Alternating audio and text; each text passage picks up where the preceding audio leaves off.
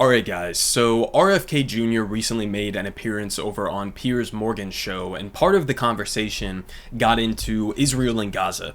And this really to me is just a stark reminder of the unfortunate and bleak realities of American politics, where we do not have a single major candidate in the 2024 elections that is even willing to be mildly critical of the government of Israel. Now, out of the three major candidates, right, excluding Cornel West and Jill Stein, RFK Jr., Trump, and Biden, out of those three, shockingly, even given what we've seen over the last 8 months, Joe Biden is the least extreme out of those three when it comes to Israel. Somehow, even with what we've seen over the last 8 months, RFK Jr.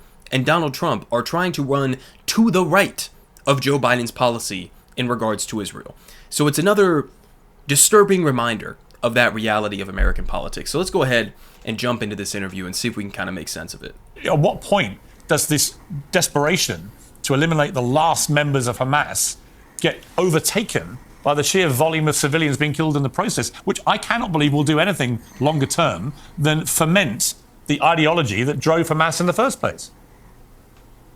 Yeah, I mean, you're asking a lot of questions, and I'd like you to give me time to answer them. Sure.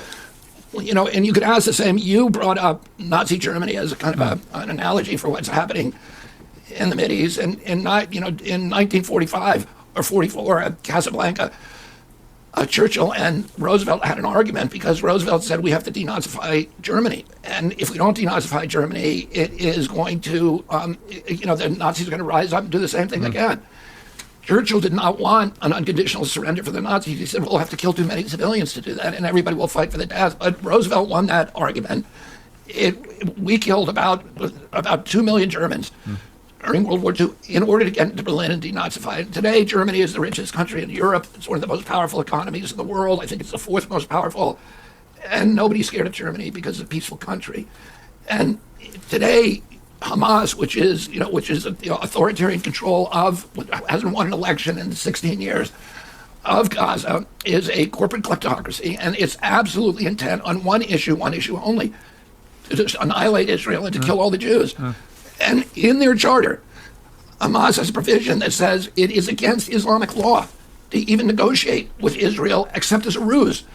So I don't see how people who are saying, well, you should have a ceasefire, then what? Then what? You've rewarded Hamas for taking hostages, and they're going to keep taking hostages to get more and more advantage. And this is, by the way, the fifth ceasefire. On October 7th, they broke a ceasefire. Yeah, I know. Yeah. So are you going to go back to that status quo? Well, I don't think there's any future. I don't think you can have any future. I don't think you can have any future there with Hamas retaining any form of power whatsoever. Nor do I think Netanyahu. I agree. Okay. So, there's a lot going on there. First off, his ending point there, that Hamas broke a ceasefire on October 7th, is complete and utter nonsense, right? There are so many different examples we could bring up. Number one, 2023, before October 7th, was already one of the deadliest years in history for Palestinians in the West Bank, as Israel continues, by the thousands, to expand their illegal settlements into Palestinian territory, forcing Palestinians off of their land, out of their homes, as a part of a slow-rolling ethnic cleansing process, okay? That was one of the deadliest years on record in the West Bank. So, does that seem like a ceasefire? Number two, does maintaining an apartheid over millions of Palestinians, does that seem like a quote-unquote ceasefire? Doesn't really to me. Number three, Israel bombed Gaza in 2023 multiple times. That's not a ceasefire. Number four, Benjamin Netanyahu, weeks before October 7th, went in front of the United Nations and he held up a map of the Middle East and what they refer to as Greater Israel, and he showed a map that had Israel on the map that completely erased the West Bank and Gaza. In other words, completely erased the prospects of any sort of Palestinian statehood or even existence. And this is part and parcel of exactly what Benjamin Netanyahu and his coalition want to do with Palestinians, right? They want, in the long term, to annex what they call Judea and Samaria, or in other words, the West Bank. And now they're in the midst of committing a genocide in Gaza. So, looking at that picture, does it seem like there was a ceasefire on October 7th? Right? I mean, this is just kind of a ridiculous conversation to be having. unless you completely ignore all of the violence that is directed against Palestinians by the state, the government, the military of Israel, then there was no ceasefire. Of course there wasn't. Now, that leads into a secondary point, which is, why does Hamas exist in the first place? Right? To make a comparison between Nazi Germany, which was a highly sophisticated, militarized, advanced government apparatus, military apparatus, that engaged in the Holocaust, the wide-scale, industrialized extermination of a specific group of their population. If you're going to make that comparison, maybe let's try to be more nuanced about this, right? Maybe let's try to be more accurate about this. Because if there's going to be a comparison between either Hamas or Israel to the Nazis, the comparison is with Israel and the Nazi Party. That's the actual comparison here. Now, to make that point explicitly clear for everybody, this is a recent clip here from N12 News, Israel's most watched news show, where a former Likud MP invokes Hitler to justify Gaza resettlement. He said this is a quote, "As Hitler said, I cannot live if one Jew is left. We cannot live here if one Islamo-Nazi remains in Gaza." So, in terms of like an ideological framework, in terms of the power, balance in this situation between Palestinians and Israel, the real Nazi comparison is between Israel, the Zionists, and the Nazis. They are both fascist ethno-states that are trying to engage in an ethnic cleansing of sorts, or a genocide of sorts, of a specific subset of their population. That's what's actually happening here, right? So it's bizarre to me to make the comparison between Hamas and the Nazis as if, what exactly?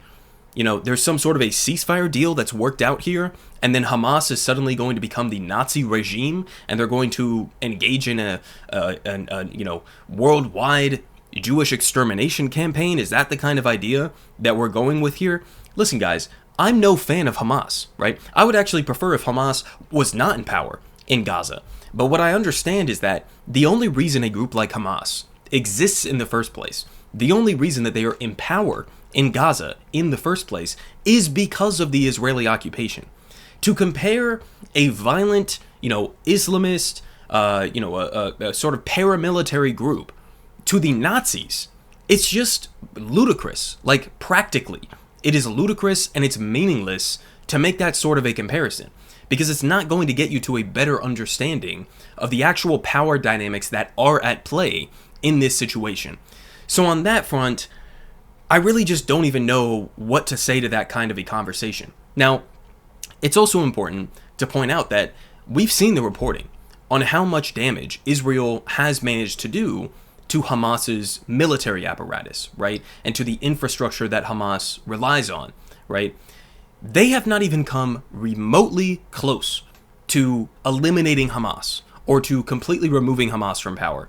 Nowhere close. And that's part of why Piers' question at the beginning was actually a decent question, is because he's framing this as, listen, I want Hamas to be removed from power, but during the last 8 months, Israel has engaged in a military campaign that has wiped out tens of thousands of civilians, and in the process of doing so, if you end up killing somebody's entire family and their friends, and you destroy their house, what do you think that's going to do to their mindset? Do you think that's going to make them more favorable to Israel? Or maybe do you think that's going to radicalize them against the government of Israel? That's the basic framework of the question that Piers was setting up there.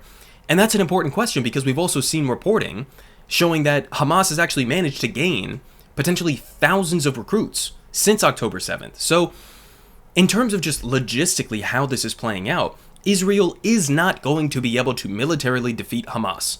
So then what exactly? Are we just talking about Israel indefinitely, permanently continuing to occupy Gaza and to fight an endless insurgency inside of Gaza? Is that what we're talking about here? It's hard to imagine that Israel could have possibly engaged in more destruction, more damage than they already have inside of Gaza. They've destroyed a majority of the housing. They've obliterated the education system as well as the hospital infrastructure. They've attacked farmland, again, killed tens of thousands of innocent men, women, and children. At this point, over 15,000 children alone.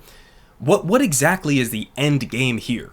It seems like RFK Jr. just believes that this can continue until Hamas is completely eradicated. That is not on the horizon, and that's not my opinion. That's the opinion of even major U.S. military advisors.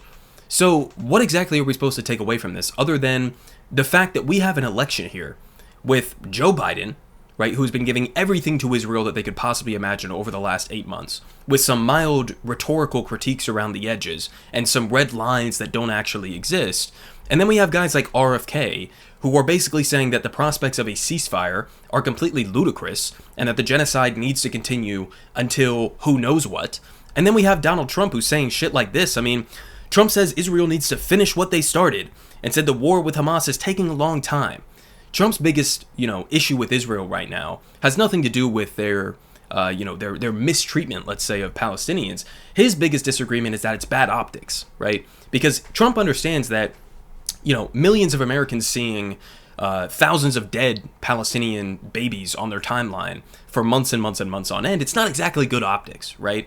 So that's Trump's biggest issue with how Israel has waged this war. He thinks they're taking too long and that the images that are floating around on social media are doing some damage to Israel and to the United States. But this is the same guy who let billionaire Sheldon Adelson, basically decide his Israel policy. He went on to move the U.S. embassy to Jerusalem. He went on to do the Abraham Accords, which completely swept the Palestinians under the rug as a part of that security agreement, right? So we have guys like Donald Trump, who also told donors recently, by the way, that he will, quote, crush Palestinian protests and deport demonstrators. Deport demonstrators, right? So these are the three major options that we have. We have Joe Biden, who arguably, again, and this is not saying much, but arguably out of the three is the least insane when it comes to this issue. And that's a guy who has been giving them, again, tens of billions of dollars in weaponry to go and drop on the heads of Palestinian babies, right? And Joe Biden, somehow out of the three, is the least insane. Because at least Joe Biden, rhetorically, is saying, oh, well, I support a ceasefire, right? He may not be actually doing anything behind the scenes to get anything done on this front. He's been fully bending the knee to Benjamin Netanyahu this entire time. But guys like RFK, they're not even rhetorically in favor of a ceasefire. He's saying, ceasefire? Why would we have a ceasefire? And Donald Trump is saying, no, go in guns blazing, completely obliterate them so that we can wrap this up real quick. And we don't have to keep seeing this on our social media feeds, right? This is a bad look for Israel, right? So these are the three options that we have here in the United States. At the same time that we have a vast majority of the American people, even up to like over a third of Republicans who are in favor of a ceasefire, who don't want the United States to continue sending weapons to Israel. This has been the case for months and months and months on end. So this is the kind of bipartisanship that really is like gut-wrenching to anybody who cares about this, right?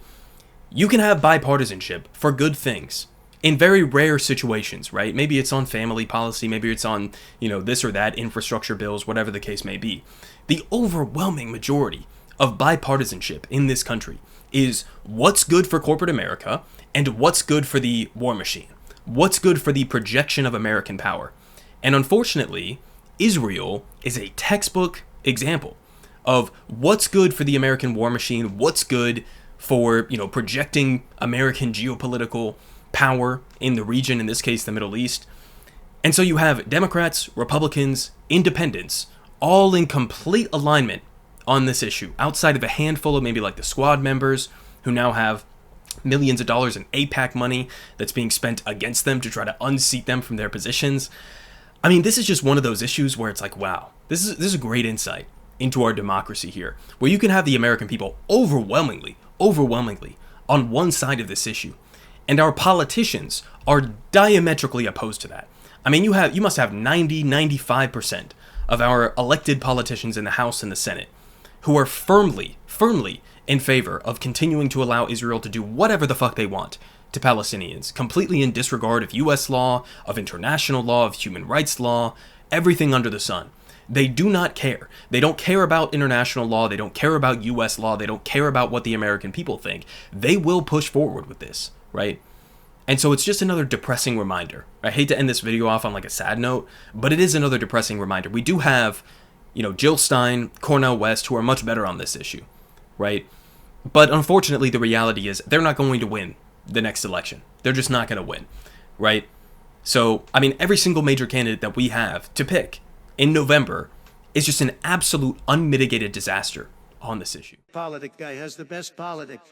Believe me, no one does it like him.